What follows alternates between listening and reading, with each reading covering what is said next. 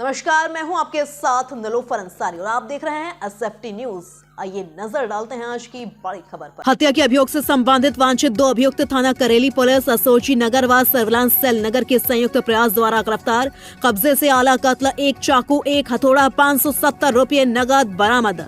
अभियुक्तों से पूछताछ करने पर अभियुक्त सद्दाम उपरोक्त ने बताया कि उसकी शादी सलाउद्दीन की बड़ी बेटी निशा बानो से हुई थी, जिससे शादी के बाद 2 बच्चे भी हुए थे। दूसरे बच्चे को जन्म देकर उसकी पत्नी टीबी की बीमारी से मर गई थी। उसकी पहली बीवी की मौत के 2 महीने बाद ही उसकी सास जमीला के कहने पर उसके ससुर सलाउद्दीन द्वारा उसकी शादी अपनी छोटी बेटी तुआ बानो से करा दी गई थी। शादी के कुछ दिन बाद वह सऊदी चला गया था, जहां पर उसकी तबीयत खराब होने के कारण वह वापस आ गया, जहां से उसकी आर्थिक स्थिति खराब हो गई और वह गंभीर रूप से बीमार हो गया। उसके बचने की स्थिति नहीं थी।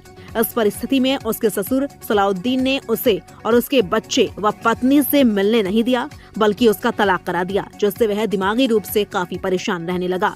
उसने अपनी पूरी कमाई अपने ससुर को दे दी, जिससे उसके घरवाले उससे नाराज रहते थे।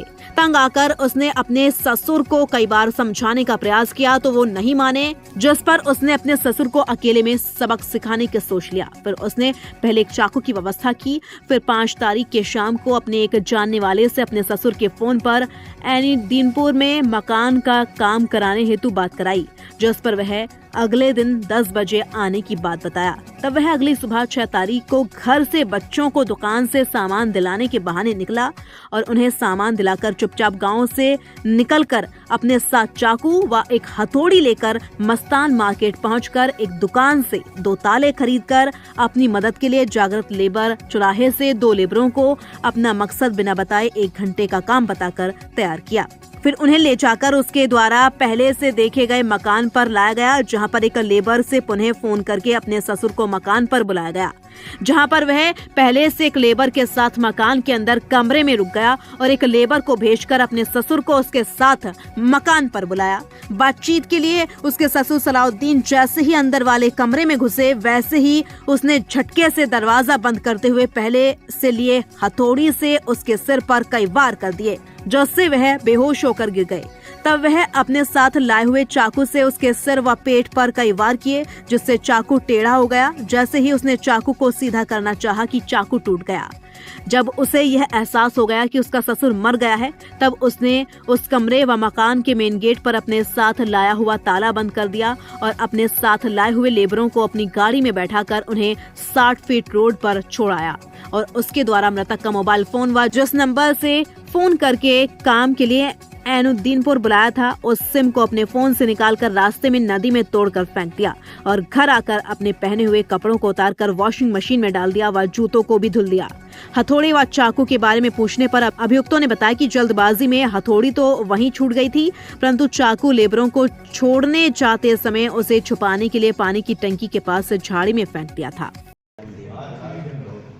आज दिनांक 9/3/2025 को जो घटना करेली में 6 मार्च को हुई थी, उसमें मुकदमा अपराध संख्या 27/2025 4/5 आर्म्स एक्ट और 103(1) BNS के तहत जो मुकदमा पंजीकृत किया गया था, उसका थाना करेली की टीम और SOG की टीम द्वारा और सहायक पुलिस आयुक्त अतर सुइया के निकट पर्यवेक्षण में और DCP सिटी और DCP अपराध के नेतृत्व में ये इसका खुलासा हुआ है। इसके अंदर जो मृतक हैं वो सलाउद्दीन थे और जो मर्डरर है इसके अंदर उसका नाम सद्दाम है। उसके 2 सह अभियुक्त थे जो लेबर हैं। सलाउद्दीन और सद्दाम का ये रिलेशन है कि सद्दाम सलाउद्दीन उनके ससुर हैं और इनका पहले से ही पारिवारिक विवाद था, जिसकी वजह से इनके बीच में कसादगी थी और जिसकी वजह से इन्होंने ये इस घटना को किया। इसमें लोग जो घटना को अंजाम दे, पुलिस इन तक कैसे पहुंची थे? सबसे पहले 1 रात पहले जो मर्डरर है, जो सद्दाम है, इन्होंने मृतक को संपर्क किया था 1 रात पहले एक खाली मकान की ठेकेदारी के कार्य के लिए बताने के लिए।